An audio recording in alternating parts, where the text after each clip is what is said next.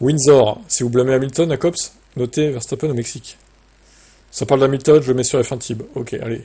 Ça fera une vidéo de plus sur cette chaîne. Dans la première, Max n'est pas réellement sorti de la piste. Max a juste utilisé toute la route, et selon moi, si tu es à l'intérieur, tu as le droit d'utiliser toute la route.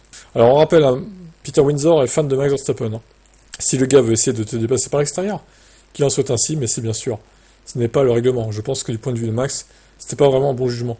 Après, ce qui s'est passé à Austin était évident que la logique aurait été de reculer et de laisser la place à Lando. Mais il ne l'a pas fait. Ensuite, je pense qu'il a fait une grosse erreur. Il est allé dans les S, dans le virage 7, le premier à gauche. Vous ne passez jamais. Lando est en quelque sorte au milieu de la route, et Max a fait boum à l'intérieur. Putain, cette analyse. L'analyse de l'événement. Max a fait boum à l'intérieur.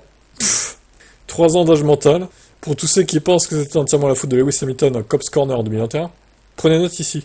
Lando est descendu à l'intérieur de la même manière que Lewis en Cops. Mouvement similaire, vitesse similaire. Il a immédiatement fait un écart, et Lando a fait un grand écart pour l'éviter. Il a écopé d'une petite pénalité pour ça. Celle-ci était totalement justifiée. Premièrement, parce que c'était pas vraiment un endroit pour dépasser. Deuxièmement, Max n'aurait pas fait ce dépassement s'il y avait une ligne d'arbre à cet endroit, ou une glissade de sécurité, ou sur un mur de rocher. Ou un mur de rocher. Ah, c'est pas fini. Il a fait encore parce qu'il y a toutes ces zones de dégagement, c'était pas correct. Tu ne dois pas baser un mouvement sur «Oh, si quelque chose tourne mal, je peux sortir de la zone de dégagement». Si tu le fais, tu dois être pénalisé pour ça. C'est exactement ce qui s'est passé. Donc selon Windsor, la deuxième pénalité de 10 secondes est méritée, mais pas la première en fait. Ah bah putain. Ok. Non, les deux sont mérités pour moi. Donc Peter, revois tes analyses, boum, là, voilà, ça vaut le pas haut. Hein. Allez, ciao.